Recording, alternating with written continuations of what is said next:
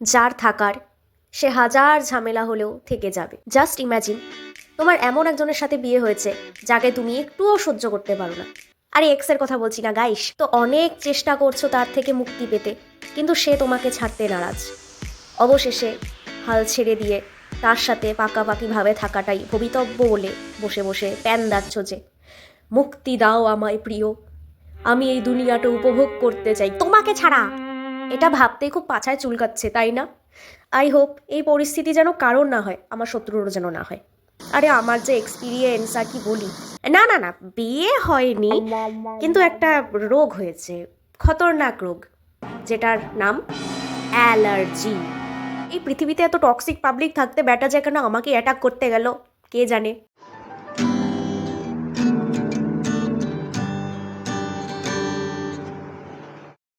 ভদ্রলোক আমার জীবনে প্রথম আসে 2010 সালে, মানে আমি তখন ক্লাস 4-এ পড়ি।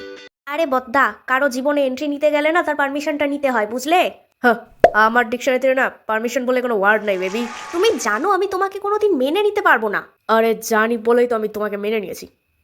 সো গাইস, আমি হলাম মিস্টার আলোক পাধ্যায়, ওরফে অ্যালার্জি। আমি আমাদের লাভ স্টোরিটা বলি। হেড স্টোরি বল।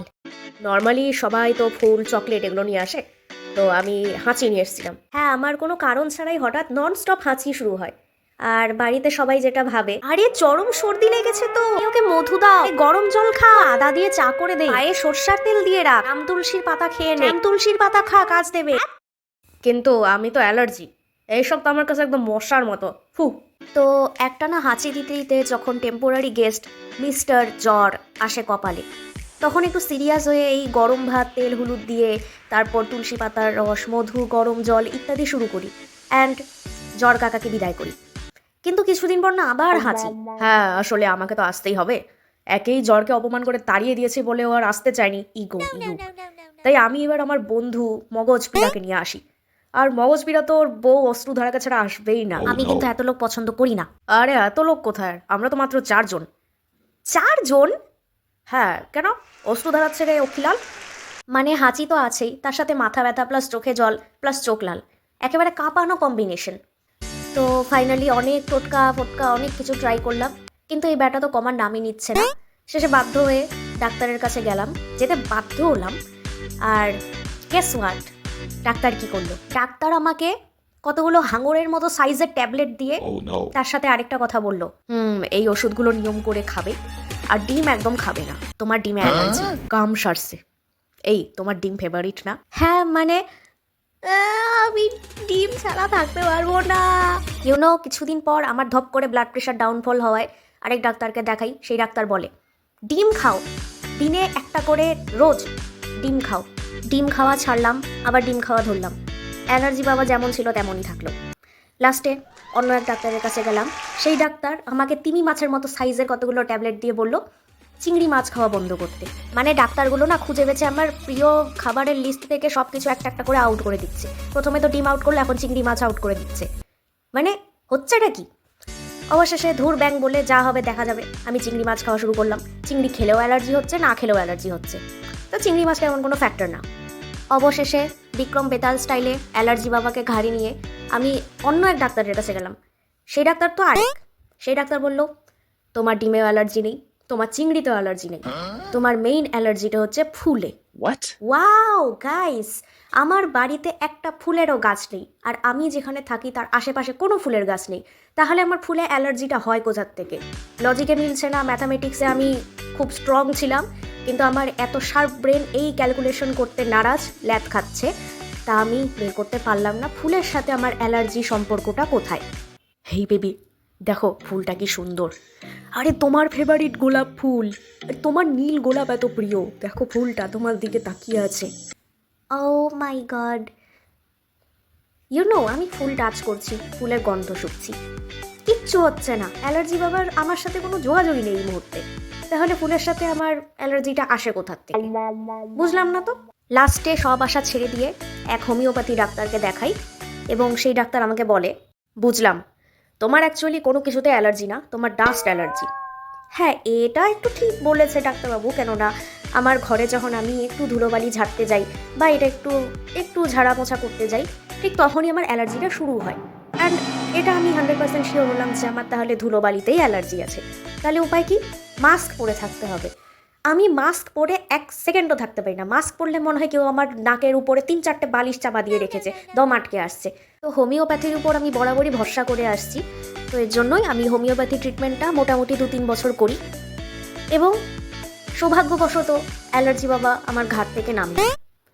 বেবি, তুমি আমাকে তাড়াতে চাইছো তোমার জীবন থেকে। আমার মতো লয়াল পার্টনার তুমি কোনো দিন পাবে না। তুমি এভাবে আমাকে কষ্ট দিতে পারলে?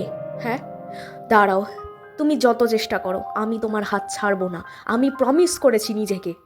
হুফ, এত লয়ালিটি, এত আলগা পিরিতের আমার কোনো দরকার নেই। ইউনো, সব থেকে বেশি প্রবলেমটা কখন হয়? যখন আমার কোনো ইনভাইটেশন থাকে, কোনো বিয়েবাড়ি হোক বা কলেজের কোনো অনুষ্ঠান হোক, আমাকে রেডি হতে হবে। মেয়ে মানুষের জন্য একটু সাজতে গুজতে সময় লাগে। এবার যেই আমি সেজে গুজে পুরো রেডি হয়ে থাকবো, তখন অ্যালার্জি বাবা কড়া নাড়ছে আমার দরজায়। বেবি, আমি এসে গেছি, চিন্তা কিসে, চলো তোমাকে কি সুন্দর লাগছে দেখতে, আমি তোমার একটু দিনটা নষ্ট করে দিই।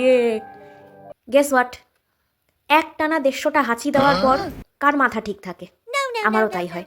মেকআপ টেকআপ সব একদম নষ্ট হয়ে, একদম ছেঁড়াবেড়া অবস্থা হয়ে, আমাকে শাকচুন্নির থেকেও অধম লাগছে এমন অবস্থা হয়ে যায়। দেন আমার সাজগোজের পুরো বিগড়ে যাওয়ার পর অ্যালার্জি বাবা বি লাইক, টাটা, আমার কাজ শেষ, তোমাকে এখন বেশ দারুণ লাগছে, বাই বিউটিফুল কুইন, বাই।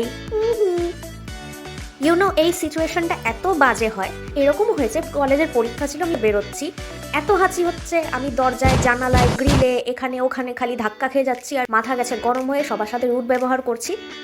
কিন্তু কলেজের গেটে পৌঁছানোর সাথে সাথেই অ্যালার্জি বাবা আমার ঘাট থেকে পুরোপুরি নেই। এবার আমি যখন ক্লাসে ঢুকছি, স্যার বিলাই, কী ব্যাপার এত লেট কেন হলো? আমি স্যারকে যে বলছি যে আমার অ্যালার্জি হয়েছে, আমার এই অবস্থা, এর জন্য আমার লেট হলো, আমি বেরোতে পারছিলাম না, ব্লা ব্লা ব্লা। স্যার বিলাই, কই, আমি তো তোমার কোনো চোখ নাক মুখ কিচ্ছু তো লাল দেখতে পাচ্ছি না। মানে অ্যালার্জি আমার ঘাড় থেকে আমার কলেজের গেটে নেমে গেছে, প্রমাণ লোপাট। আমি দেখাতে পাচ্ছি না যে হি ইজ দ্য ক্রিমিনাল, যার জন্য আমি কলেজে লেট। বাসটা তো আমি খাচ্ছি, অ্যালার্জি বাবা দাঁড়িয়ে দাঁড়িয়ে জাস্ট মজা নিচ্ছে। তারপরে আমি যে গেট থেকে বেরোচ্ছি, অমনি আমার ঘাড়ে চেপে আমার বাড়িতে আসছে। ইভেন এখন এমন অবস্থা, আমি হাঁচি দিলে আমার বাড়ির লোকজন টের পেয়ে যায় যে আমি আসলাম। আমাকে কলিং বেল বাজাতে হয় না বা চিৎকার করে ম্যা ম্যা করে ডাকতেও হয় না, আমার হাঁচি শুনে সবাই টের পেয়ে যায়। অথচ যখন আমার ওনাকে খুব দরকার হয়, জাস্ট লাইক আমার কোনো স্বার্থপর বান্ধবী এসছে, আমি ওকে ডাকছি, আরে ওঠো ওঠো, এবার এবার আমার সাথে থাকো, অন্তত আমার অ্যালার্জি হোক, আমি ওকে প্রমাণ দেখাতে পারি যে দেখ ভাই আমি অসুস্থ, আমি তোকে হেল্প করতে পারবো না। তখন উনি নাকে সর্ষের তেল দিয়ে ঘুমাচ্ছেন। তো যাই হোক, এই তো গেল আমার অ্যালার্জির সাথে নেভার এন্ডিং রিলেশনশিপ। আর এটা আশা করি এন্ড হবে না। কেন এন্ড হবে না? কবে এন্ড হবে? এন্ড হলেই ভালো।